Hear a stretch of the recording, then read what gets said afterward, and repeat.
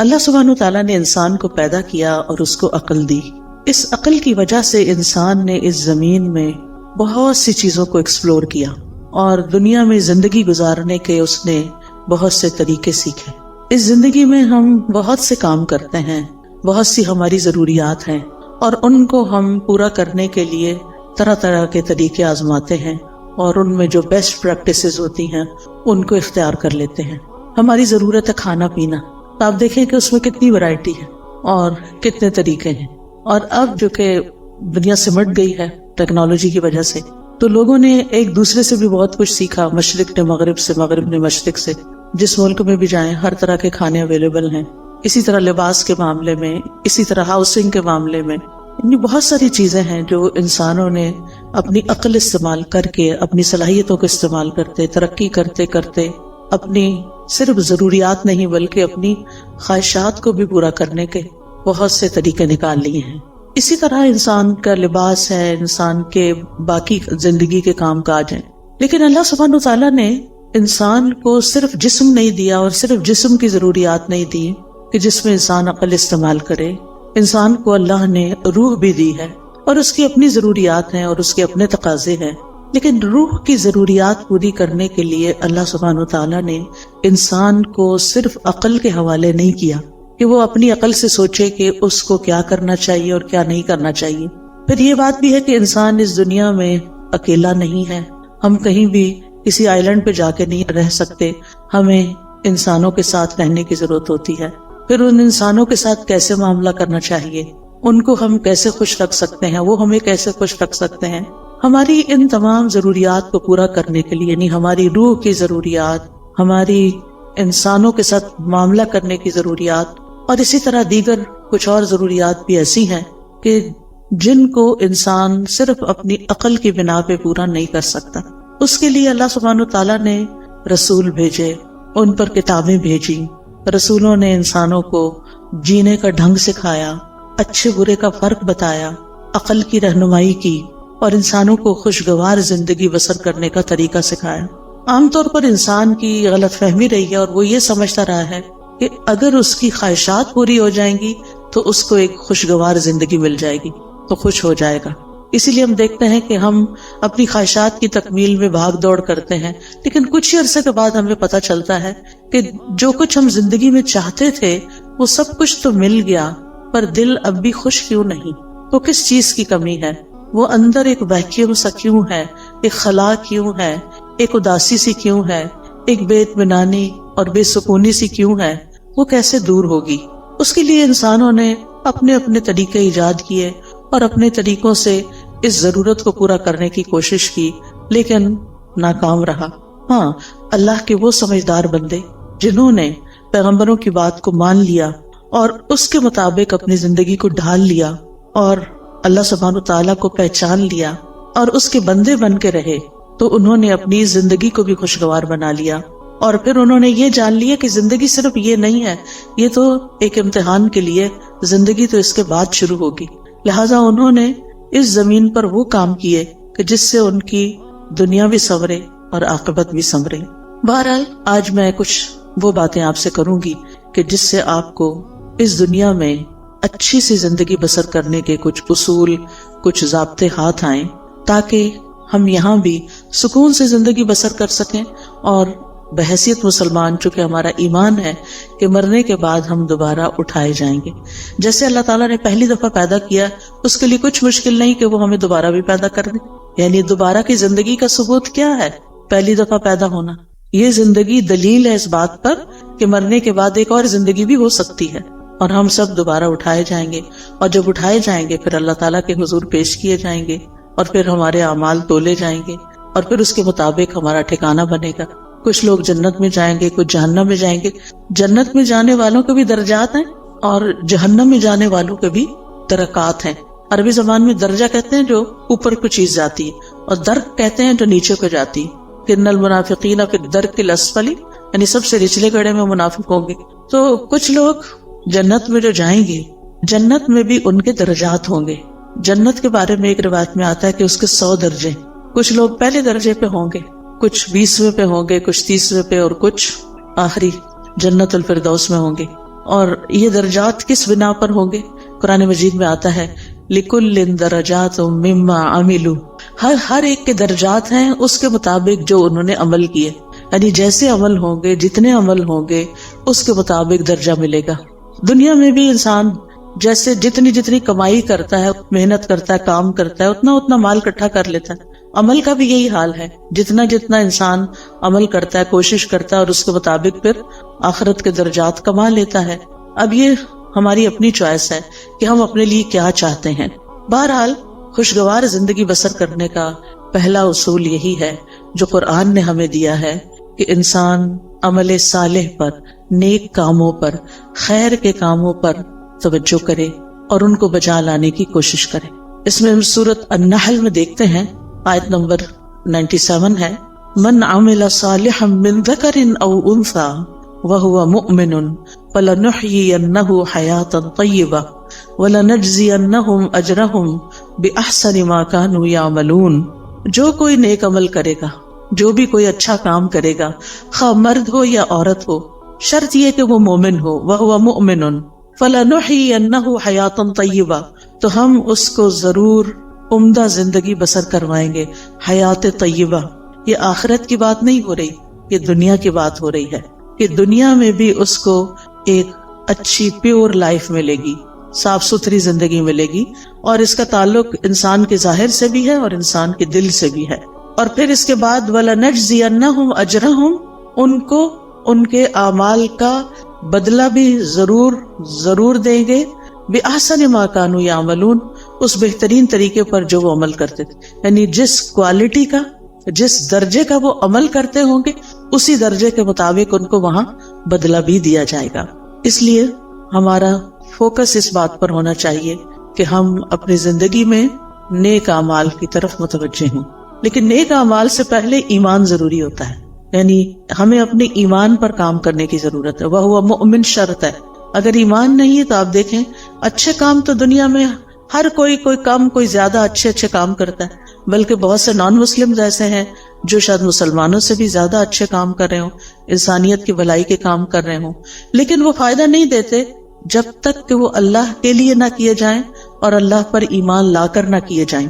Even مسلمان بھی اگر کوئی اچھا کام کرتا ہے لیکن اللہ کے لیے نہیں کرتا تو اس کا فائدہ نہیں ہوتا اس کو۔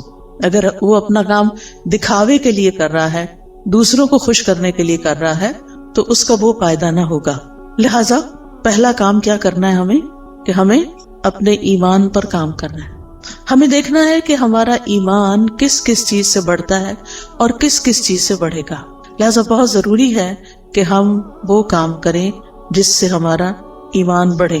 اس میں آپ دیکھیں کہ ہم میں سے ہر شخص اپنے دل کی کیفیت کو تو سمجھتا ہے، ہم میں سے ہر ایک کو پتا ہے کہ کس کام کے بعد میری اندر کی فیلنگز اچھی ہو جاتی ہیں، میری اللہ سے محبت بڑھ جاتی ہے، مجھے لوگوں سے کوئی شکوے شکایت نہیں رہتے، مجھے صبر کرنا آ جاتا ہے، مجھے شکر کرنا آ جاتا ہے، مجھے لوگوں کے رویوں سے بے نیازی آ جاتی ہے، دنیا کے غم ہلکے ہونے لگتے ہیں۔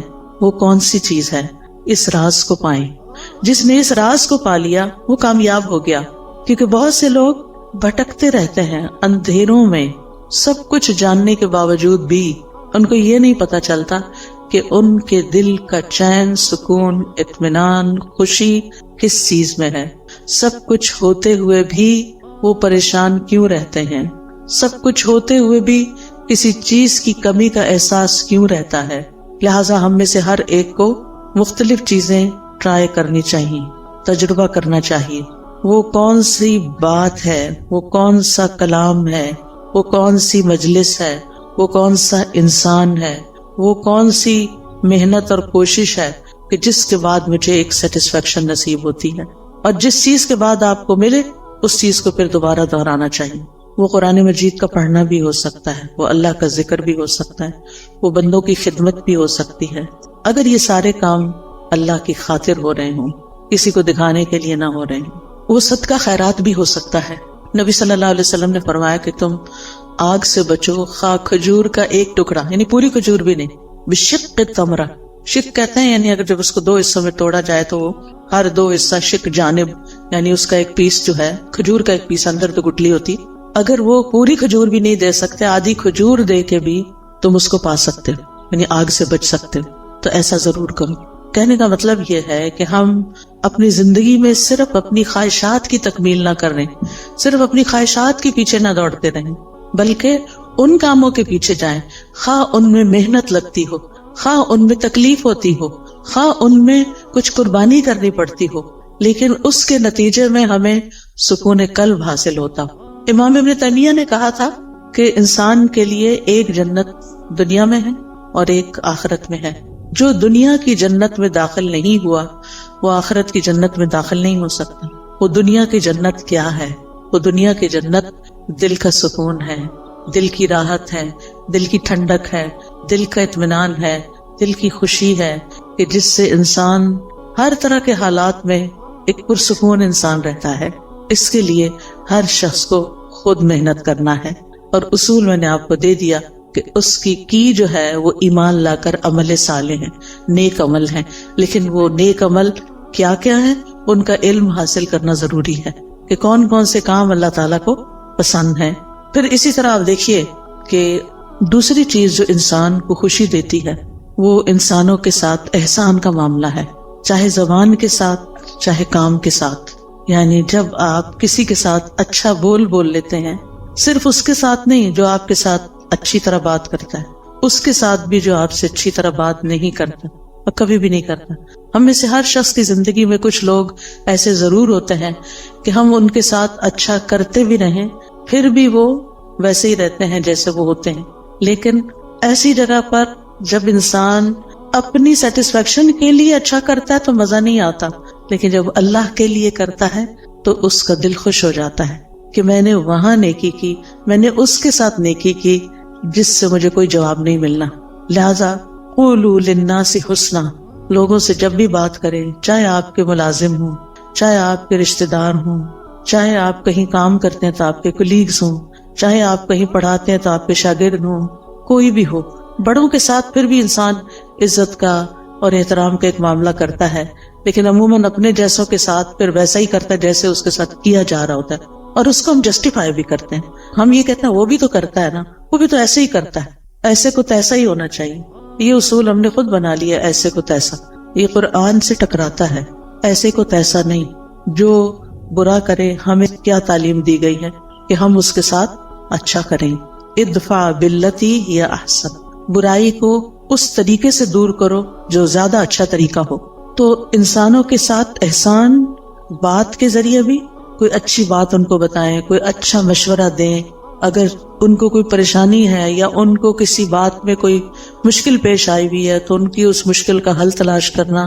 تو زبان کے ذریعے آپ کسی کو تسلی دے سکتے ہیں، کسی کا دل خوش کر سکتے ہیں، تو یہ احسان کا معاملہ ہے۔ اور دوسرا، عمل کے ساتھ، کام کے ساتھ، جن لوگوں کے ساتھ ہمارا دن رات کا انٹریکشن ہوتا ہے، ہمیں یہ معلوم ہوتا ہے کہ ان کی ضروریات کیا ہیں، ان کے وہ کون سے کام ہیں جو میں کر سکتی ہوں، میں کہاں ان کے کام آ سکتی ہوں، اور پھر جب آپ وہی کام کرتے ہیں تو آپ کو خاص خوشی نصیب ہوتی ہے۔ ایک خوشی انسان کو اپنی خواہشات کی تکمیل سے ہوتی ہے کہ جو لوگ آپ کو اچھے لگتے ہیں، آپ ان کے لیے کچھ کرتے ہیں تو آپ کو بہت اچھا فیل ہوتا ہے، تو وہ بھی ایک خوشی ہوتی ہے، لیکن وہ دراصل آپ اپنی خواہش پوری کر رہے ہوتے ہیں۔ لیکن ایک احسان وہ ہوتا ہے کہ آپ اللہ کی خاطر، للہ، صرف اللہ کو راضی کرنے کے لیے، اور کسی بدلے اور کسی صلے کی کوئی توقع نہیں۔ انما نطعمکم لوجہ اللہ لا نرید منکم جزاء ولا شکورا، ہم تو تمہیں صرف اللہ کی خاطر کھلا رہے ہیں، ہم تم سے نہ کوئی بدلہ چاہتے ہیں، شکریہ بھی نہیں چاہتے، حتیٰ کہ ہم یہ بھی نہیں آپ پہ بوجھ ڈالتے کہ آپ ہمارے لیے دعا کریں، کیونکہ سلف صالحین کسی نیکی کے جواب میں دعا کا مطالبہ کرنے کو بھی بدلہ سمجھتے تھے۔ وہ کہتے تھے کہ کسی سے یہ مت کہو کہ میں نے آپ کے ساتھ یہ کیا ہے جو بس آپ مجھے اس کے بدلے میں دعا دے دیں، نہیں، وہ خود دے دے تو یہ اس کا احسان ہے اور اس کو دینی چاہیے، کیونکہ انسان بعض اوقات کسی کی نیکی کا، کسی کے احسان کا بدلہ اس شکل میں نہیں دے سکتا جو احسان اس نے ہم پہ کیا ہوتا ہے۔ ہاں، دو شکل میں ہم اس کو بدلہ دے سکتے ہیں، اس کی غیر موجودگی میں اس کی اتنی تعریف کریں کہ دل میں تسلی ہو جائے کہ ہم نے بدلہ دے دیا۔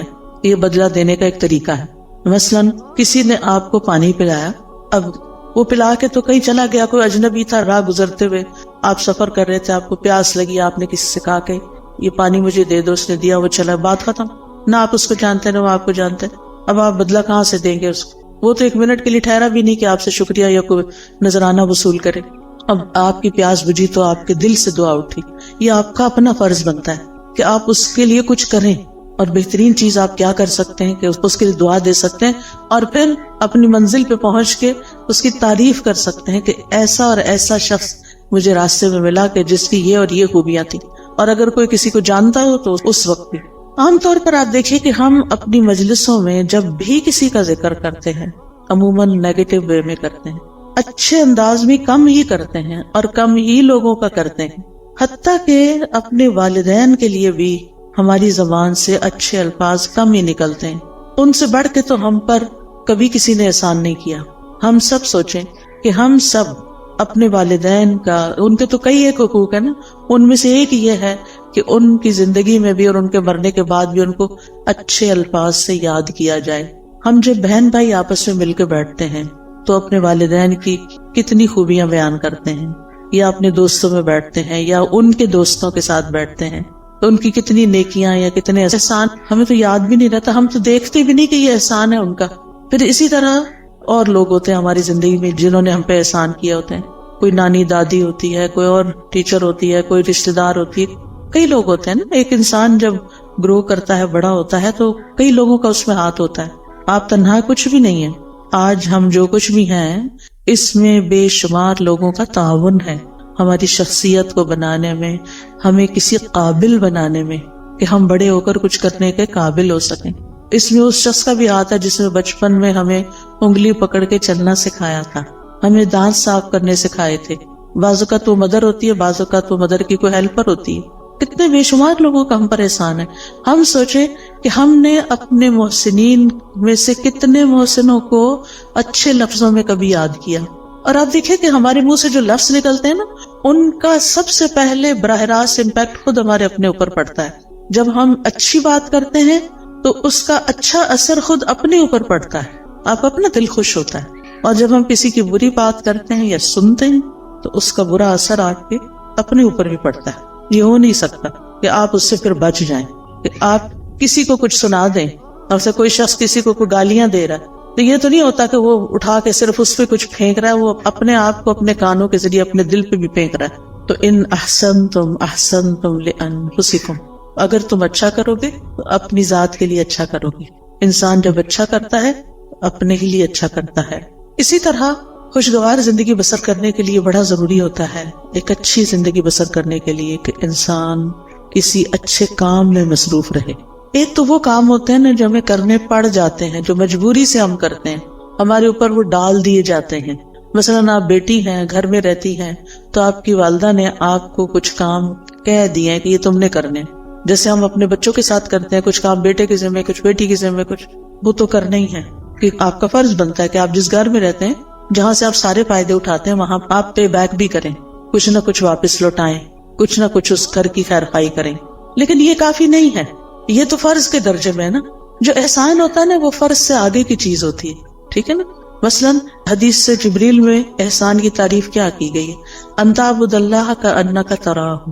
اب اس میں آپ دیکھیں 2 حصے ہیں۔ ان تعبد اللہ ایک حصہ ہے جو ہم سب کرتے ہیں، کأنک تراہ دوسرا حصہ جو احسان کا درجہ ہے۔ اگر آپ یہ نہیں کرتے کأنک تراہ تو آپ صرف عبادت کریں، فرض پورا کریں، ہو گیا، لیکن احسان کے درجے کو نہیں آپ پہنچے۔ احسان کے درجے کو وہ پہنچتا ہے جو اسے خوبصورت انداز میں نبھاتا ہے۔ تو اس میں آپ دیکھیے کہ ہم سب اپنی زندگی میں کوئی نہ کوئی ایسا مقصد رکھیں، کوئی نہ کوئی ایسی چیز کریں جو ہمارے روزمرہ کے فرائض سے آگے کی چیز ہو۔ اس میں ہم کوئی علم سیکھنے کی بات کر سکتے ہیں، کوئی سکھانے کی کر سکتے ہیں، کوئی ایسا ہنر اللہ نے آپ کو دیا ہے کہ جس سے آپ خلق خدا کو کوئی فائدہ پہنچا سکتے ہیں۔ اور جو لوگ اپنی جوانی میں مصروف زندگی گزارنا سیکھ لیتے ہیں، اپنے وقت کو لغو اور فضول بیکار باتوں سے بچا کر اچھے کاموں میں لگاتے ہیں، ان کا بڑھاپا بڑا خوشگوار ہوتا ہے۔ میں نے مختلف لوگوں کے بڑھاپے دیکھے ہیں، کچھ کے انتہائی مزریبل، کہ رو رو کے انہوں نے وقت کاٹا زندگی کا آخری، اور کچھ کا انتہائی خوشگوار، جن میں سے الحمدللہ میری اپنی والدہ محترمہ تھی۔ ہم 12 بہن بھائی تھے، انہوں نے 13 بچے جنم دیے، 13واں فوت ہو گیا تھا، لیکن 12 انہوں نے پال کے جوان بڑے کیے اور ان کی تربیت کی، اور وہ ساری زندگی انتہائی مصروف رہیں انہی بچوں کی پیدائش اور پرورش اور تعلیم اور شادی اور ان سب چیزوں میں۔ لیکن اللہ سبحانہ و تعالیٰ نے ان کو کچھ لمبی زندگی دے دی کہ جب وہ 60s کے بعد ان سب کے فرائض سے فارغ ہوئی تو انہوں نے نئے سرے سے تعلیم حاصل کرنا شروع کر دی۔ انہوں نے باقاعدہ داخلہ لے کے الہدا میں تعلیم القرآن میں کورس کرنا شروع کیا، نوٹس بنانے شروع کیے، ٹیسٹ دینے شروع کیے، اسٹوڈنٹس کے ساتھ اتنے ہمبل طریقے سے بیٹھتی تھی کہ جیسے وہ بھی ایک اسٹوڈنٹ ہے، یونیفارم پہنتی تھی، اور بچیوں کے ساتھ ایسی دوستی رکھی ہوئی تھی جیسے کسی اپنے ہم عمر کے ساتھ ہوتی۔ بے شمار بچیاں ان سے مشورے لیتی، کوئی کچھ بات کرتی، کوئی کچھ، یعنی سب کی وہ نانی اماں تھی۔ اور پھر ایک دفعہ کورس ختم ہوا، پھر دوبارہ شروع کر دیا، پھر تجوید کورس میں داخلہ لے لی، تجوید کورس کے لیولز ہوتے ہیں، پھر وہ اگلے لیول میں لے لی، حتیٰ کہ ایک تجوید کا لیول کا آفٹرنون میں ونس اے ویک کورس شروع ہوا، اس میں بھی داخلہ لے لی۔ اب وہ صبح 8 بجے سے آئی بھی ہوتی تھی اور پھر میرے گھر پہ آرام کرتی، اور پھر وہ شام کا کورس اٹینڈ کر کے 70s میں تھی، جب ان کی وفات ہوئی 78 ایئرس کی تھی وہ، اور اس کے باوجود وہ کسی دن اپنی کلاس مس نہیں کرتے۔ وہ بہن بھائیوں میں سے جو ملنے جاتا وہ کہتا آپ آرام کریں، آپ کیوں اپنے آپ کو تکلیف دیتے، لیکن وہ صبح سویرے وہ اپنے کام پہ پہنچی ہوتی۔ اور جس دن وہ بیمار ہوئی ہیں اس سے ایک دن پہلے بھی وہ اپنی کلاس میں آئی ہیں اور اپنا سارا دن وہاں پورا کیا ہے، اور شام کو کسی کو ملنے کے لیے بھی گئی ہیں، اور پھر اگلے دن صبح اٹھی ہیں تو ان کو تکلیف شروع ہوئی ہے، جس میں ان کی ڈیتھ 2-3 دن کے بعد ہو گئی۔ اور نہ ان کی زبان پہ کسی کا شکوہ، نہ کسی سے گلہ، نہ کسی سے کوئی توقع، کون میرے پاس آتا ہے اور کون نہیں۔ اور اگر ہم جاتے بھی تھے نا، جیسے بہن بھائی ماشاءاللہ ایک کے بعد ایک، تو تھوڑی دیر بات چیت کرتی تھی، وہ کہتے اچھا میری ذرا سورت رہتی ہے، ہر روز سورت بقرہ پوری پڑھنی۔ پھر آل عمران بھی شروع کر دی کہ جب پتہ چلا کہ 2 سورتیں قیامت کے دن 2 بادلوں کی شکل میں ہوں، اور پھر اپنے ہاتھ سے ڈیلی الہدا میں صدقہ کرنا۔ الحمدللہ ان کے بعد بھی اب تک ہم نے وہ سلسلہ جاری رکھا ہوا ہے کہ جس طرح وہ خود آ کے ہر روز سیدھی جا کے صدقہ کرتی ہیں، بھیجتی کہ جا کے ڈال کے آئیں۔ تو الحمدللہ، تو جو عادتیں انسان ڈال لیتا نا اپنے اندر کسی نہ کسی کام کی مصروفیت رکھنے کی، ٹھیک ہے، اگر آپ کے اس وقت بچوں کی وجہ سے بہت مصروفیت ہے، آپ ریگولر 4 دن کا کورس جوائن نہیں کر سکتے، فل ٹائم نہیں کر سکتے، آپ ہفتے میں 1 دن کر لیں، آپ باقاعدہ طالب علم بنیں، آپ پڑھیں، سبق یاد کریں، ٹیسٹ کریں، تب آپ کو پتا چلے گا آپ کہاں کھڑے ہیں۔ اس پڑھنے میں اور صرف ایک لسنر کے طور پہ سن کے اٹھ کے بلا دینے میں بہت بڑا فرق ہے۔ جب آپ باقاعدہ طالب علم بنتے ہیں، اور طالب علم کے تو اجر ہی بہت بڑا ہے کہ جو شخص علم کے راستے پہ چلا وہ جنت کے راستے پہ چلا، تو چاہے ہفتہ وار کلاس لیں، چاہے ڈیلی لیں، چاہے صبح کی لیں، چاہے شام کی لیں، چاہے رات کی لیں، چاہے آن لائن لیں، یعنی کوئی طریقہ اپنے لیے ضرور سوچیں۔ یا پھر اگر آپ نے سب کچھ کر لیا اور آپ ون سے بھی وہ کرتے ہیں اور پھر بھی ٹائم ہے تو خدمت خلق، سوشل ورک کا کوئی نہ کوئی کام ضرور کریں، غریب لوگوں سے جا کے ملیں، کچی بستیوں میں جائیں، جو ان پڑھ لوگ ہیں ان کو پڑھائیں، جو ضرورت مند ہیں ان کی ضروریات پوری کریں۔ نہیں، آپ کے آس پاس بہت سے لوگوں کی آپ خدمت کر سکتے ہیں۔ تو جو کسی کے ساتھ احسان کا معاملہ کرتا ہے وہ احسان واپس اس پہ لوٹ کے آتا ہے، یعنی واپس آپ کی طرف ہی آئے گا۔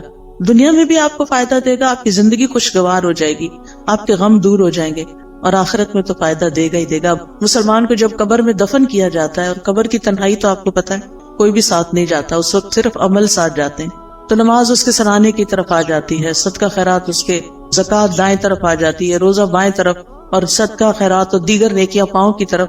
لہٰذا کوئی بھی عذاب کسی طرف سے بھی آنے کا رستہ نہیں رہتا، اور وہ یہ چیزیں اس کو پروٹیکٹ کرتی ہیں۔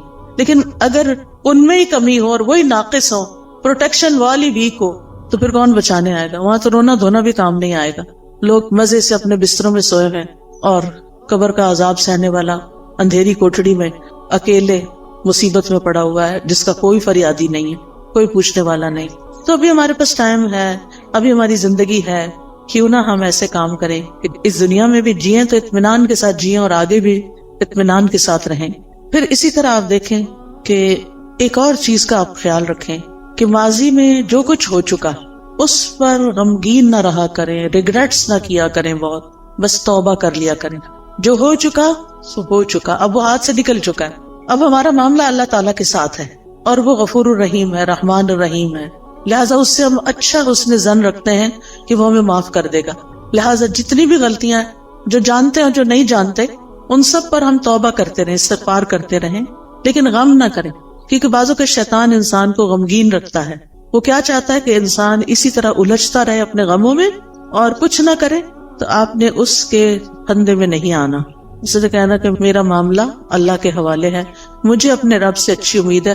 اور حدیث میں ہمیں کیا تسلی دی گئی ہے کہ اللہ اپنے بندے کے ساتھ کیسا معاملہ کرتا ہے، جیسا وہ اس کے بارے میں گمان کرتا ہے.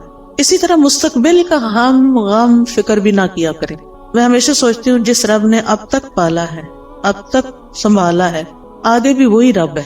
جس چیز کے بارے میں بھی فکر آنے لگتی ہے تو میں اپنے مائنڈ کے اندر اس چیز کو ایسے ریپ کرتی ہوں اور پھر میں کہتی ہوں اللہ تعالیٰ یہ آپ کے حوالے. جیسے موسیٰ علیہ السلام کی والدہ نے موسیٰ علیہ السلام کو ریپ کیا اور باسکٹ میں ڈالا اور دریا کی نظر کیا اور کہا یہ آپ کے حوالے. ایسے ہی امیجنیشن میں جو چیز بچوں کے بارے میں فکر ہے تو ان کو بھی اسی طرح ریپ کر کے اللہ کے حوالے کر دیا. میں باقاعدہ بولتی ہوں یہ لفظ، اللہ آپ نے موسیٰ علیہ السلام کی جیسے حفاظت کی تھی ایسے ہی میرے بچے کی آپ حفاظت کریں. یوسف علیہ السلام کا جو ماحول تھا سارا وہ کیسا تھا؟ مصر میں کسی اسلامی ماحول میں تھے، کسی اسلامی اسکول میں جا رہے تھے یا کسی اسلامی درسگاہ میں تھے یا کسی مسجد میں بیٹھے رہتے تھے. وہاں تو مسجد نام کی کوئی چیز نہیں تھی، وہاں تو کچھ نہیں تھا ان کے پاس، ہر طرف برائی کے مواقع تھے. کس نے حفاظت کی؟ اللہ نے حفاظت کی. ہر وقت بچوں کے لیے پریشان نہ رہا کریں. آپ کہا کریں کہ اللہ میں نے ان کو تیرے حوالے کیا، آپ نے یوسف علیہ السلام کی حفاظت کی تھی، آپ میرے بچے کے ایمان اور دین کی بھی حفاظت کریں، اور اللہ کرے گا. تو جس چیز کے بارے میں آپ فکر کرتے ہیں نا اس کے لیے اپنی تدبیر ضرور کریں، کوشش کریں، محنت کریں، لیکن ہر چیز ہمارے ہاتھ میں نہیں ہے، اللہ کے ہاتھ میں ہے. اور اللہ کا جب اذن ہوتا ہے تو وہ چیز ہو جاتی ہے. انما امرہ اذا اراد شیئا ان یقول له کن فیکون. تو اس طرح اپنے بوجھوں سے آزاد ہوں تاکہ آپ شرح صدر کے ساتھ حال میں اس وقت جو کام کر رہے ہیں اس پہ فوکس کریں. مثلاً میں اگر اس وقت پڑھا رہی ہوں، کچھ سکھا رہی ہوں اور میں غم لگا کے بیٹھی بھی ہوں کسی اور چیز کا تو میں کوالٹی نہیں دے سکتی. آپ اگر یہاں بیٹھے ہوئے اور سوچ رہے ہیں کوئی گھر میں مسئلے کا تو آپ کا آدھا دل ادھر ہے آدھا ادھر ہے، آپ ڈیوائیڈڈ ہیں، آپ انجوائے نہیں کر سکتے. اس وقت آپ سب کچھ چھوڑ کے آئے ہیں، ریلیکس ہو جائیں، سکون سے بیٹھیں، اطمینان سے سنیں، اپنے لیے کچھ پک کریں، یاد رکھیں، ساتھ لے کے جائیں اور اس کے مطابق زندگی بسر کریں تاکہ یہاں آنے کا کچھ فائدہ ہو آپ کو.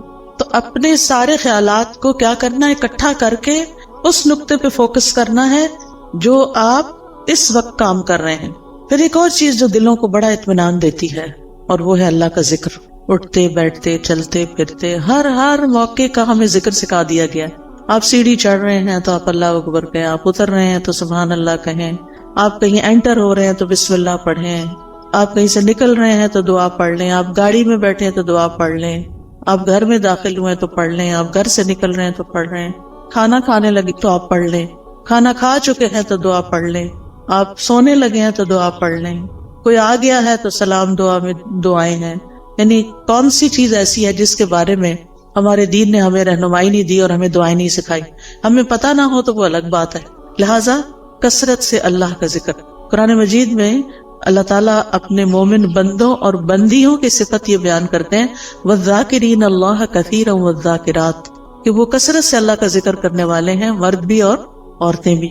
اور اس کے علاوہ فارغ اوقات میں ڈرائیو کر رہے ہیں، آپ گھر کے کام کاج کر رہے ہیں، کھانا پکا رہے ہیں، لانڈری کر رہے ہیں، کلیننگ کر رہے ہیں، کچھ بھی کر رہے ہیں، آپ کی زبان اللہ کے ذکر سے تر رہے، کیونکہ اللہ تعالیٰ کا وعدہ ہے الا بذکر اللہ تطمئن القلوب. اور یہ بھی آتا ہے الذین آمنوا وتطمئن قلوبہم بذکر اللہ. وہ لوگ جو ایمان لائے ہیں، ایمان والے جو ہیں، ان کے ذکر اللہ کے ذکر سے ہی اطمینان پاتے ہیں. اگر ذکر کچھ لوگ کہتے ہیں ذکر بھی کرتے پر چین نہیں آ رہا، پھر اپنے ایمان پہ کام کریں، کیونکہ اللہ تعالیٰ نے ایمان والوں کی تو یہی صفت بیان کی کہ ان کو اللہ کے ذکر سے چین آ جاتا ہے، ان پہ یہ دوائی کام کر جاتی ہے. اور اگر آپ پر یہ دوائی کام نہیں کر رہی تو پھر دوائی کا قصور نہیں ہے، کچھ مشکل آپ کے اندر ہے، کیونکہ ذکر تیر بہدف نسخہ ہے. تیر بہدف کا مطلب ہوتا ہے نشانے پہ جا کے لگتا ہے، جس قسم کی آپ کو تکلیف ہو اس کا علاج ہے. پھر اسی طرح اپنی روز مرہ کی گفتگو میں اللہ کی نعمتوں کا ذکر شروع کر دیں، اللہ کی نعمتوں کو دیکھنا شروع کریں، چھوٹی چھوٹی باتوں پر شکر ادا کریں. مثلاً آپ واش روم میں جاتے ہیں، ٹیپ کھولتے ہیں، گرم پانی آتا ہے، صرف ہاتھ دھو کے وضو کر کے نہا کے باہر نہ نکلیں، بلکہ کیا کریں، دل ہی دل میں، ادھر اللہ کا ذکر تو نہیں ہم نے کرنا ہوتا واش روم میں کھڑے ہو کر، دل ہی دل میں کریں شکر ہے، شکر، لفظ شکر منہ سے نکالتے جائیں، شکر کا لفظ بولنا تو واش روم میں منع نہیں، شکر ہے، شکر ہے، شکر ہے۔ اسی طرح کوئی بھی اور چیز جو آپ کے گھر میں اللہ نے آپ کو سہولت دی ہوئی، مثلاً سردی ہے اور اللہ نے آپ کو ہیٹر جیسی نعمت دی ہوئی ہے، آن کرتے ہوئے آف کرتے ہوئے اللہ تیرا شکر ہے تو نے یہ نعمت دے رکھی ہے۔ کتنے ہی لوگ ایسے ہیں جن کے پاس یہ نعمت نہیں ہے، کتنے ہی لوگ ہیں جن کے پاس پورا لباس بھی نہیں ہے، ان کے پاس آپ جیسی رضائی بھی نہیں ہے، ان کے پاس جوتے بھی نہیں ہیں، جرابیں بھی نہیں ہیں، پورا کھانا بھی نہیں ہے۔ ہمیں تو سردی لگتی ہے، کہتے ہیں چائے کا کپ پی لو سردی ختم ہو جائے گی، یہ فلاں حلوہ کھا لو، فلاں کتنی سوغاتیں ہم نے بنائی ہوئی ہیں سردیوں کی اپنی سردی کو دور کرنے کے لیے۔ کیسی کیسی نعمتیں اللہ نے دی ہیں، یعنی صرف کھانے کی حد تک تھوڑی رہتے ہیں ہم سب کہیں نہ کہیں سے کچھ نہ کچھ بچا کے کر کے ہم اپنے لیے کچھ نہ کچھ ایکسٹرا بنا لیتے ہیں۔ کتنے لوگ ہیں جن کے پاس یہ سب کچھ، پھر بھی ہم روتے ہیں کیونکہ ہم شکر ادا نہیں کرتے۔ آپ چل سکتے ہیں، آپ بول سکتے ہیں، آپ کو کوئی اچھی سی خوشبو آتی ہے، شکر، اللہ تیرا شکر۔ اللہ کی نعمتوں پر شکر ادا کرنا سیکھیں، اور لوگوں سے بھی بات کریں تو نعمتوں کا ذکر کریں، مسائل کا نہ ہر وقت کریں۔ مشکل پتہ کیا ہے، ہم صرف مسائل کو ڈسکس کرتے ہیں، یہ مسئلہ پیش آ گیا، وہ مسئلہ پیش آ گیا، یہ مسئلہ حل نہیں ہوا، وہ مسئلہ حل نہیں ہوا۔ شوہر گھر آئے گا تو مسائل کی پٹاری کھل جائے گی، بچوں سے ملاقات ہوگی تو مسائل ہیں، کیوں ہر وقت مسائل کی باتیں کریں؟ مسائل جس وقت یاد آئے نا، دیر اینڈ دین دل ہی دل میں اللہ کو پکار لیا کریں، اللہ تعالیٰ یہ مسئلہ تو ہے، بس آپ حل کر دیں، سارے خزانے تیرے ہاتھ میں، آپ نہیں کرنا ہے۔ اور واقعی ہم نے خود تو کرنا نہیں ہوتا، کوشش ضرور کریں، لیکن بندوں کے پاس حل کوئی نہیں ہے۔ بندے آپ کی طرح یا آپ سے بھی زیادہ کمزور ہوتے ہیں، جن بندوں پہ ہم ریلائے کر رہے ہوتے ہیں وہ بعض اوقات ہم سے بھی کمزور ہوتے ہیں۔ اسی لیے اللہ تعالیٰ نے قرآن مجید میں ایک مثال دی ہے، اللہ کے سوا جنہوں نے اور سہارے بنا رکھے ہیں، اولیاء بنا رکھے ہیں، مددگار سمجھ رکھے ہیں، ان کی مثال مکڑی کی طرح ہے جو ایک گھر بناتی ہے، اور گھروں میں سب سے کمزور گھر مکڑی کا ہوتا ہے۔ اگر مثال کے طور پر کہیں مکڑی کا جالا لگا ہوا ہے اور آپ ذرا سلپ ہونے لگے، پکڑے ذرا جالے کو، سہارا دے گا آپ کو؟ نہیں، کمزور ہے وہ جالا۔ کمزوروں کا سہارا چھوڑ کر سب سے طاقتور کا سہارا پکڑیں، اللہ پر توکل کریں، اللہ کا سہارا لیں، اللہ سے مدد مانگیں، اس پر یقین رکھیں، ہر چیز اس کے ہاتھ میں ہے، بیدہ الملک، ساری بادشاہت، ساری ملکیت اسی کی ہے، وَهُوَ عَلَى كُلِّ شَيْءٍ قَدِيرٌ، اور وہ ہر چیز پر پوری قدرت رکھتا ہے۔ پھر آپ دیکھیں کہ جو چیزیں آپ کو پریشان کرتی ہیں نا، ان کی کسی وقت لسٹ بنا لیں، مجھے یہ بھی فکر ہے، مجھے یہ بھی فکر ہے، یعنی کیا کیا کیا کیا کیا کیا پریشان کرتا، کیا کیا غمگین کرتا، ہاتھ پہ ہاتھ رکھ کے نہیں بیٹھے رہیں، لسٹ بنائیں، کیا بادر کر رہا ہے، کیوں کر رہا ہے، اس مسئلے کا حل کیا ہے، ٹھیک ہے نا؟ تو ان مسائل کے حل کی کوشش بھی کرنی ہے، مسائل لکھ لینے، اس کا حل۔ پھر آپ دیکھیں کہ کن لوگوں کے پاس اتنی عقل سمجھ ہے کہ جو اس کو جان، مثلاً آپ بیمار ہوتے ہیں، کس کے پاس جاتے ہیں؟ یہ کس کے پاس جانا چاہیے؟ سب چپ بیٹھے، لگتا جاتے ہی نہیں ہے۔ ڈاکٹر کے پاس، ڈاکٹر شفا دیتا ہے؟ نہیں، تو پھر کیوں جاتے ہیں؟ ذریعہ بنتا ہے، ٹھیک ہے۔ اس کوشش کی وجہ سے جو ہم پر لازم کی گئی ہے کہ کوئی مسئلہ پیش آ جائے تو اس کو دور کرنے کے لیے کوشش کریں، یہ یقین رکھتے ہوئے کہ کوشش ہماری طرف سے اور شفا اللہ کی طرف سے۔ ہم جا رہے ہیں ڈاکٹر کے پاس، ڈاکٹر اپنے علم کی روشنی میں ہمیں مشورہ دے گا، دوائی دے گا، اس دوا میں شفا اللہ ڈالے گا، ایسے سوچا کریں، ٹھیک ہے۔ گیزر خراب ہو جائے تو کس کے پاس جاتے ہیں؟ پلمبر کے پاس۔ اسی طرح جس قسم کا کوئی مسئلہ پیش آتا ہے زندگی میں، اس کا حل کس کو اللہ نے سکھایا، کون ہو سکتا ہے، بس اس کے پاس جائیں۔ ہر ایک کے سامنے، یہ نہیں کہ دوست کا فون آیا تو اس کو کہانی سنا، آج گیزر خراب ہو گیا تھا، پھر ٹھنڈا پانی تھا، پھر یہ ہو گیا، وہ کتنا وقت اپنا بھی ضائع کر اس کو بھی بیزار کیا۔ وہ کیا کر سکتی ہے اپنے گھر میں بیٹھی ہوئی آپ کے گیزر کے لیے؟ ہاں، یہ ہو سکتا ہے، آپ کو نہیں پتا کسی اچھے پلمبر یا کسی اچھے کام کرنے والے، آپ اسے یہ کہہ سکتی آج یہ مسئلہ پیش آیا ہے، تمہارے علم میں کوئی ہے جو یہ مسئلہ حل کر سکے؟ اگر ہے تو ٹھیک، ورنہ آگے چلو، کوئی اور بات کرو۔ ہم عقل کا ثبوت نہیں تھا، ہر بات ہر ایک سے نہیں کرنی ہوتی۔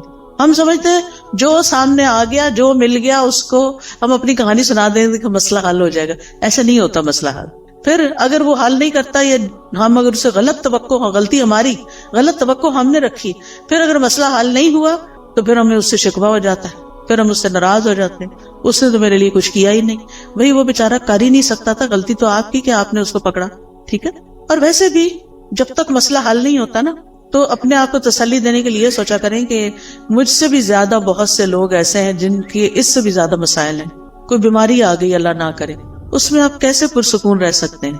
ان سب کو سوچیں جو اس بیماری میں مبتلا ہیں، بلکہ اس سے بھی ورس کنڈیشن ہے، تو آپ اللہ کا شکر ادا کرنے لگ جائیں کہ شکر ہے میں اس طرح کے مسئلے میں نہیں ہوں، اور اللہ نے مجھے وہ ساری سہولتیں دی ہیں کہ میرا علاج ہو سکتا ہے. کتنے لوگ ہیں جو اپنا علاج کرا سکتے ہیں، اور کتنے لوگ ہیں جن کو اچھے ڈاکٹرز مل سکتے ہیں. لہٰذا نعمتوں کا ذکر کرتے رہیں اور غموں کا ازالے کی کوشش میں لگے رہیں. پھر اسی طرح ماضی کے ایسے واقعات، ایسے حادثات جنہوں نے آپ کی زندگی کو، کچھ انسانوں کے ساتھ آپ کا معاملہ گڑبڑ ہوا، کچھ اور اس طرح کے گریوینسز ہیں، ان کو نا کہیں کھود کے زمین میں دفنا دے سب کو.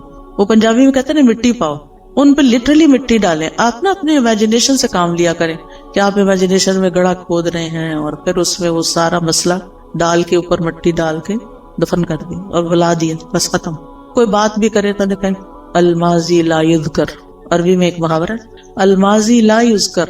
ایک شخص کے بارے میں آتا ہے کہ اگر کوئی اس کو تکلیف دیتا یا کسی کے ساتھ اس کا کوئی ایسا معاملہ ہو جاتا اور پھر وہ شخص شرمندہ ہو کے اس کے پاس آتا کہ مجھے معاف کر دو، میں نے فلاں وقت میں تمہارے ساتھ ایسا کیا، تو وہ یہی بولتا الماضی لا یذکر. ماضی کی باتیں نہیں دہراتے، جو ہو گیا ہو گیا، اب ذکر نہیں کرو.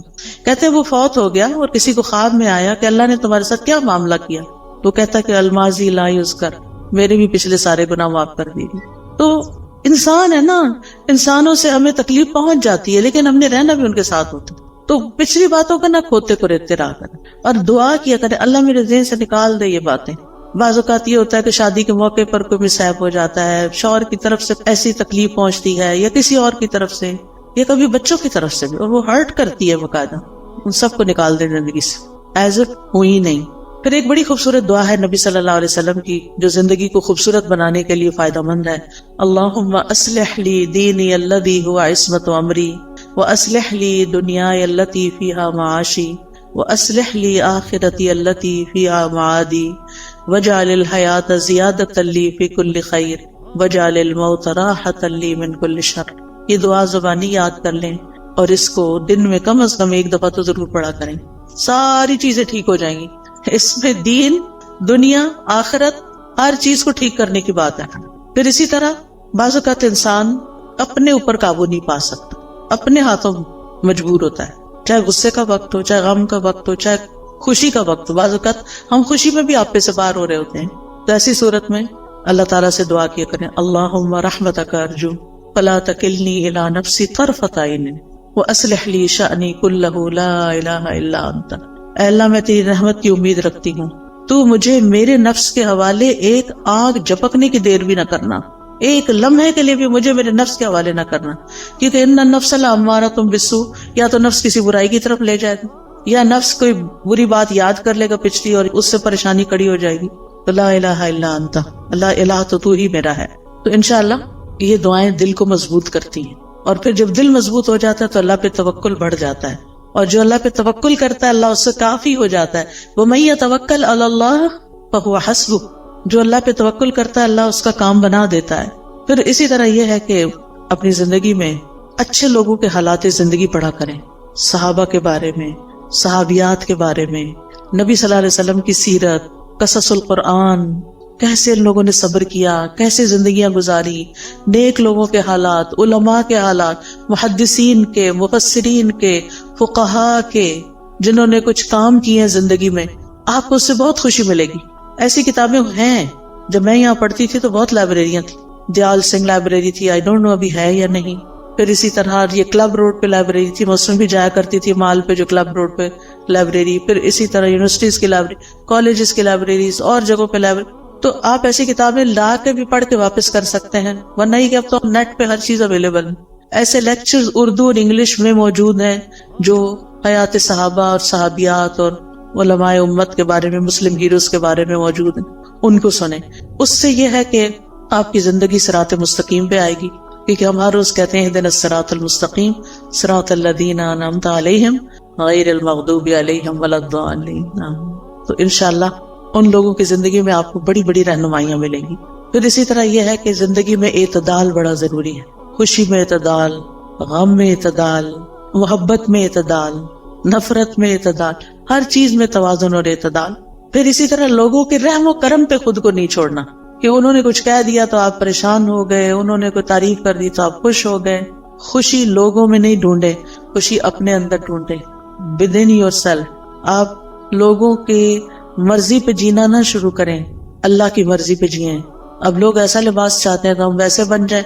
کیوں بن جائیں؟ میرا رب تو کچھ اور چاہتا ہے، لوگ کچھ اور چاہتے ہیں. میں نے تو لوٹ کے رب کے پاس جانا ہے، میں کیوں لوگوں کو خوش کرتی رہوں؟ مجھے تو اپنے رب کو خوش کرنا ہے. اور اسی طرح تمام معاملوں میں. پھر آپ دیکھیے کہ جب آپ کوئی بھی ایسی چیز کریں گے یعنی جو رب کی مرضی کے مطابق ہوگی، رب کی مدد سے ہوگی، رب کی خاطر ہوگی، تو اس چیز میں برکت بہت ہو جائے گی. للہ و باللہ و علی اللہ، اللہ کے لیے، اللہ کی مدد سے اور اللہ پہ بھروسہ کرتے ہوئے. اور پھر یہ کہ اپنے اوپر ناجائز بوجھ نہ ڈالا کریں. مومن اپنے آپ کو ذلیل نہیں کرتا، ایسے فتنوں اور ایسے کاموں میں نہیں پڑتا کہ جن کا وہ بوجھ نہ اٹھا سکے. لہٰذا جذبات میں آ کے ایسے کام مت شروع کر دے کہ جن کو آپ 2 دن کر کے پھر تھک جائے اور کہ میں نہیں کر سکتا. جو بھی کام شروع کرے بیبی سٹیپ لیں، چھوٹا چھوٹا کریں، پھر آگے بڑھتے جائیں. ورنہ بڑا بھی کام کرنا ہے نا، 1000 میل کا بھی سفر طے کرنا تو 1 قدم سے شروع کریں اور پھر پہنچ جائیں گے آپ اپنی منزل. لیکن زندگی میں چلتے رہیں، کچھ کرتے رہیں. اللہ تعالیٰ ہمیں اس کی توفیق عطا فرمائے. وآخر دعوانا ان الحمدللہ رب العالمین. تو آپ میں سے اگر کوئی کچھ بات کرنا چاہتا ہے تو یو آر موسٹ ویلکم. السلام علیکم استاد جی. وعلیکم السلام. میں پوچھنا چاہتی ہوں کہ آپ جو دعائیں ہمیں بتاتی ہیں، سکھاتی ہیں، تو یہ ہمیں کہاں سے ملے گی؟ ہم یاد کرنا چاہتے ہیں. جی 2 چیزیں ہیں. اچھا سوال کیا آپ نے، سب کا بھلا ہو جائے گا. مجھے نہیں معلوم یہاں کوئی اسٹال لگا ہوا یا نہیں، لیکن قرآنی اور مسنون دعائیں جو ہیں اور ایاک نستعین، اس کے اندر یہ دعائیں ہیں. اسی طرح اگر آپ کے پاس آئی فون یا اینڈرائیڈ ہے تو اس میں ایپ ہے دعائیں کے نام سے. آپ اگر الہدیٰ انٹرنیشنل ٹائپ کریں نا سرچ میں جا کے، جہاں سے ایپس نکلتی ہیں، تو وہاں الہدیٰ انٹرنیشنل ٹائپ کریں تو وہاں جتنی بھی ایپس ہم نے بنائی ہیں وہ ساری آ جائیں گی. اس میں قرآنی اور مسنون دعاؤں کی ایپ الگ بھی آ جائے گی، سونے جاگنے کی بھی آ جائے گی، اور ایک دعائیں کے نام سے ساری دعاؤں کو اکٹھا کر دیا گیا، وہ بھی آ جائے گی. وہ آپ ڈاؤن لوڈ کر لیں اپنے فون پر، اور جب آپ کا دل چاہے اس کو مارک کر لیں، بک مارک لگا لیں اور اپنی دعائیں پڑھتے رہیں. ٹھیک، اس میں فیوریٹ کا نشان بھی لگا سکتے ہیں. دعائیں تو بے شمار ہیں، جو مجھے ملی سب ڈلواتی گئی. یعنی اس میں یہ کوشش کی کہ کوئی چیز رہے نہیں، جو علم میں آئے وہ رہے نہیں، وہ جمع ہو جائے بس، تاکہ سب کچھ اللہ سے مانگ لیں. خود تو آتا نہیں نا، تو جو رسول اللہ صلی اللہ علیہ وسلم نے مانگی یا نیک لوگوں نے مانگی، ہم بھی وہ مانگ لیں اپنے لیے. تو اس ایپ کو میں بہت انجوائے کرتی ہوں. بس ایسے اوپر کرتے جاؤ اور پڑھتے جاؤ اور دعائیں مانگتے جاؤ. عمرے کی صحیح ختم ہو جاتی ہے، وہ دعائیں ختم نہیں ہوتی. اتنی دعائیں ہیں اس میں الحمدللہ. تو وہ آپ ایپ ڈاؤن لوڈ کر لیجئے. ٹھیک ہے. اور کوئی؟ السلام علیکم. وعلیکم السلام. میرا ایک سوال ہے کہ ابھی آپ نے اچھے طریقے سے بتایا کہ ہماری پرابلمز ہیں، ہماری مشکلات ہیں اور ان کو ہم نے ڈیل کیسے کرنا ہے. تو آپ گائیڈ کریں پلیز کہ اس وقت جو ہمارے یوتھ ہیں اور اسلام کی جو اس وقت شکل ہے دنیا میں، اس کو ہم کس طرح بہتر طور پہ کر سکتے ہیں؟ کیونکہ ہم سب مائیں ہیں، ہماری کوشش ہوتی ہے کہ ہم اپنے بچوں کو دین سے محبت اور دین کا جو ابھی آپ نے عقیدہ بتایا وہ ان میں آنا چاہیے. تو تھوڑا سا گائیڈ کریں پلیز، ہم کس طرح اپنے بچوں کو اس فتنوں کو. آپ دیکھیں کہ بچوں کی تربیت کے لیے بہت ساری چیزیں ہیں، بہت سے میرے لیکچرز بھی اس پہ ہیں، لیکن ایک چیز یاد رکھیے، جو ان سے کروانا ہے وہ خود نمونہ پیش کریں. اگر ہم خود کر کے وہ دکھائیں گے ان کو تو وہ بھی یقین کے ساتھ اس کو کریں گے، اور انشاءاللہ ہمارے کہنے میں بھی وزن ہوگا اور برکت ہوگی، اور انشاءاللہ وہ آگے بڑھ کے کریں گے.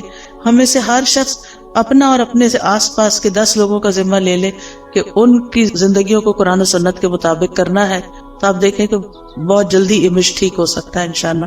اس میں کوئی ایسی چیز ہمارے پاس چھو منتر بالکل نہیں ہے کہ جس سے کچھ ہوگا. لانگ ٹرم کام کرنا پڑے گا. جیسے اگر آپ نے مثلا اپنا وزن کم کرنا ہو، کوئی دنیا میں ایسا نسخہ نہیں کہ آپ کوئی چیز کھا لیں اور آپ پتلے ہو جائیں. لمبے عرصے میں کام کر کے اپنا امیج ٹھیک کرنا پڑتا ہے. جی آپ کچھ کہنا چاہیں؟ میں قرآن کی خود بھی تعلیم حاصل کرنی چاہیے. آپ کے آس پاس جو ہے اتنا اچھا سینٹر بنا ہوا ہے، تو اپنی زندگی کا کچھ وقت نکالیں اور یہاں سے آ کے سیکھیں تاکہ آپ کو اندازہ ہو کہ قرآن آپ کو اپنے بچوں کی تربیت کے کون سے اصول سکھاتا ہے تاکہ آپ وہ امپلیمنٹ کریں. تو اس کے لیے پہلے علم کا ہونا ضروری ہے. تو یہ پاس ہی آپ کا سینٹر ہے, اس میں ضرور بالکل کوئی آ کے پراپر اس کا انٹروڈکشن کروا دے کہاں پر ہے. جی السلام علیکم ورحمۃ اللہ وبرکاتہ. جی یہ ہمارا جو سینٹر بنا ہوا ہے اس میں آفٹرنون بچوں کی کلاسز ہو رہی ہیں, پورے 5 دن ہو رہی ہیں. تو ہم نے فری پک اینڈ ڈراپ بھی دیا ہوا ہے, تو اس میں آپ بچوں کو لائیں. بچے الحمدللہ سیکھ رہے ہیں, تو آپ بچوں کو ادھر کروائیں. تو اس لیے یہ سب نے جو 408 ای بلاک تو آپ بچوں کو بھیجیں تو بچے انشاءاللہ سیکھیں گے. آپ لوگ خود بھی آئیں, عورتوں کے لیے بھی کورسز ہیں, بچیوں کے لیے بھی ہیں, اور شام کو جو ہے وہ بچوں کی کلاسز ہو رہی ہیں. تو یہ سوسائٹی سے بہت لوگ آ رہے ہیں, یہ کماہا سے آ رہے ہیں, جٹول سے آ رہے ہیں. تو آپ بچوں کو ادھر لائیں تو بچے انشاءاللہ سیکھیں گے. السلام علیکم. کسی کو اور تو نہیں کچھ کہنا؟ السلام علیکم. جی وعلیکم السلام. میں آپ سے بات کرنا چاہتی ہوں کہ آپ سسٹم کی بات کریں. اللہ تعالیٰ قرآن پاک میں حاکم سے مخاطب ہے, تو سسٹم کی بات نہیں آپ کرتی ہیں, آپ قرآن کی ساری باتیں جی آپ صحیح کہتی ہیں. اللہ تعالیٰ نے قرآن مجید میں یا ایھا الذین آمنوا کہا ہے. بہت دفعہ ایمان والوں کو ہی خطاب کیا ہے, جس میں صرف حاکم نہیں ہوتے, سبھی ہوتے ہیں. اور جو کوئی بھی سسٹم بنتا ہے نا وہ انسان بناتے ہیں. اگر یعنی سسٹم کسی بلڈنگ کا نام نہیں, سسٹم کسی دیوار کا نام نہیں, کسی مشین کا نام نہیں. سسٹم بنا بھی لیے جائیں تو ان کو امپلیمنٹ انسان کریں گے. کیا ہمارا ملک اسلام کے نام پر نہیں لیا گیا؟ کیا ہمارے ملک کا آئین اسلامی نہیں ہے؟ کیا ہمارے ملک میں بہت سے قوانین اسلامی نہیں ہیں؟ لیکن جتنے ہیں, میں نہیں کہتی سارے, لیکن جتنے ہیں وہ بھی کیوں نہیں امپلیمنٹ ہو رہے؟ کیونکہ ایسے افراد نہیں ہیں. ہم سب کو افراد کی تیاری کی کوشش کرنی چاہیے, خود بھی صحیح ہوں اور افراد کو بھی تیار کریں تاکہ وہ اس سسٹم کو چلائیں. ٹھیک ہے, اور کوئی؟ السلام علیکم. وعلیکم السلام. میں اور میرے بچے آپ کا بہت فین ہے. آج مجھے بڑی خوشی ہو رہی ہے, میں نے آپ کو دیکھا ہے بائی فیس. جی بات یہ ہے کہ ہم لوگ جب نماز پڑھتے ہیں تو مجھے یہ اکثر کنفیوژن ہوتی ہے کہ میں کئی دفعہ باقاعدہ بیٹھ کے میں دعا نہیں کر سکتی. اکثر ایسا ہوتا ہے, تو یہ ہاتھ باندھ کے دعا کرنا یہ بھی ایک بہت ثواب کا کام ہے. مجھے اکثر ایسے کام ہوتے ہیں کہ مجھے چلنا پھرنا پڑ جاتا ہے, تو اس میں کوئی مجھے فرق تو نہیں پڑتا, کیونکہ اللہ تعالیٰ کہتا ہے چلتے لیٹتے اٹھتے بیٹھتے آپ دعا کر سکتے. جی کر سکتے ہیں. تو نماز کے بعد کی اسپیشلی جو دعائیں, نماز کے بعد جو شخص مصلی پہ بیٹھ کے دعا کرتا ہے اس کا فائدہ بہت ہے. اللہ تعالیٰ فرشتہ مقرر کر دیتے ہیں جو اس بندے کے لیے جو مصلی پہ بیٹھ کے دعائیں کر رہا ہو یا ذکر کر رہا ہو, اس کو دعائیں دیتے ہیں. اللہم اغفر لہ, اللہم ارحمہ, اللہ اس کی بخشش فرما, اس پہ رحم فرما. لہٰذا اگر آپ نیچے نہیں بیٹھ سکتے آپ کرسی پہ وہیں بیٹھ جائیں, ٹھیک ہے, لیکن بیٹھ کے کریں. الا یہ کہ آپ کا کوئی ایسا کام ہے, آپ کو جلدی اٹھنا ہے, بچوں کا ناشتہ بنانا ہے, کوئی اور کام کرنا ہے, تو پھر دعائیں نہ چھوڑیں, ساتھ ساتھ بھی کر لیں. افضل یہ ہے کہ بیٹھ کے کریں. السلام علیکم استاذہ. وعلیکم السلام. استاذہ میں آپ کی جو جدہ سینٹر ہے اس میں ابلا ستارہ اور ابلا ہمنا کی طالبہ ہوں. ٹھیک ہے. مجھے بہت خوشی ہوئی آپ کو یہاں پر بھی دیکھ کے. جدہ میں میری آپ سے ملاقات ہو چکی ہے. ٹھیک ہے. جی ابھی صدقہ جاریہ کی آپ بات کر رہی تھی, تو آپ کے لیے بھی خوشخبری ہے اور میرے لیے بھی الحمدللہ. میری بچیاں مسجد نبوی کی طالبہ ہیں اور آن لائن پڑھتی ہیں وہاں سے. تو آپ ابھی یہ اسمال اسٹیپس کی بات کر رہی تھیں, تو میں I used to keep on playing the audio of Asma Huda in my home. الحمدللہ بچہ بھی حفظ کر چکا ہے اور بچیاں بھی کر رہی ہیں. تو جب یہ ان کو سنا رہی تھیں وہاں کی ابلا کو مسجد نبوی کی, اینڈ شی آسکڈ کہ آپ نے اسما ہدا کا سنا ہوا ہے, تو مجھے اتنی خوشی ہوئی. آپ بھی ماں ہیں الحمدللہ, آپ کو بھی ان کی بشارت دنیا میں بھی اللہ تعالیٰ اچھے کام ان سے بھی لے. اور میری بچی کی بھی آواز سن کے انہوں نے پک کیا کہ یہ وہاں سے پڑھ کے آئی ہیں. الحمدللہ. جی بس یہ چھوٹے چھوٹے سے سٹیپس اگر ہم آئے لیں گی تو بالکل کچھ نہ نہیں. ہم جی بعض اوقات یہ سوچتے ہیں ہمارے پاس ریسورسز نہیں. الحمدللہ ہم ایسے دور میں پیدا ہوئے ہیں کہ ہمارے پاس آن لائن بہت سے ریسورسز موجود ہیں. کوئی بھی نہیں تو بھی ہم تنہا نہیں, بہت کچھ ہے ہم جس سے فائدہ اٹھا سکتے ہیں. السلام علیکم. وعلیکم السلام. ساتھ میں مجھے کوشچن کرنا ہے, جیسے آج کل بچوں کے ہم لوگ ریلیشنز کے لیے کوششیں کر رہے ہیں, بچوں کی چوائسیز ہوتی ہیں, بعض دفعہ فیملی پریشر ہوتا ہے کہ نہیں یہاں آپ کریں, تو اس میں ہم لوگ کو کیا کرنا چاہیے؟ بعض دفعہ ہوتا ہے ان کی چوائس میں ہم نکاح وغیرہ بھی کر دیتے ہیں, ہوتا ہے کہ چلو جائز طریقے سے آپ ایک دوسرے سے ریلیشن قائم رکھیں, بٹ گرلس کے جو ہوتے ہیں, لڑکیوں کے پیرنٹس, وہ پسند نہیں کرتے کہ بچہ بچی زیادہ آپس میں ملیں, اور اس میں پھر وہی ہوتا ہے کہ پرابلمز ہو گئیں, کچھ بھی ہو گیا, اور بچہ کی تھوڑے عرصے بعد پتہ چلتا ہے چوائس بدل گئی نکاح کے باوجود کہ جی مجھے یہاں نہیں کرنا, مجھے یہاں کرنا ہے. اس طرح کے ماحول کے کیسے بچوں کو ٹیکل کریں؟ اصل بات یہ ہے نا کہ دین سے دوری کی وجہ سے بہت سارے مسائل ہیں. اللہ کا تقوی نہیں ہے, اللہ کا خوف نہیں ہے, زندگی کو فن بنایا ہوا ہے. اللہ تعالیٰ سمجھ دے بس. جزاکم اللہ خیرن. چونکہ اب میں اس سے زیادہ آگے گئی تو آپ کی نماز لیٹ ہو جائے گی, آپ کو گھر پہنچ کے مغرب وقت پر پڑھنی چاہیے, کیونکہ ان الصلاۃ کانت علی المؤمنین کتابا موقوتا, نماز مومنوں پر وقت کی پابندی کے ساتھ فرض کی گئی ہے, تو اس کا اہتمام کیجیے.